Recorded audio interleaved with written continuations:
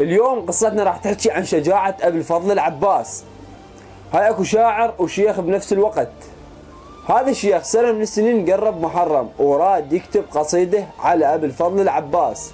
وهذا الشيخ ايش قال ببداية القصيدة؟ قال: اليوم نامت أعين بك لم تنم وتسهدت أخرى فعز منامها. وبدأ بالقصيدة بهاي بدايتها وكمل القصيدة طويلة كلش. وبعدين بنص القصيدة ايش قال؟ قال: يوم أبو الفضل استجار به الهدى. الهدى منه؟ الإمام الحسين أكيد.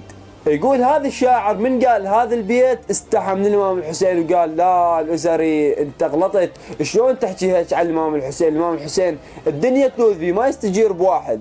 يقول الشيخ: ظليت أعاتب نفسي حد ما نمت. يقول: وإذا بالإمام الحسين يجيني بالمنام. تأملها بالله، فطرة سليمة ونية صافية وقلب نظيف.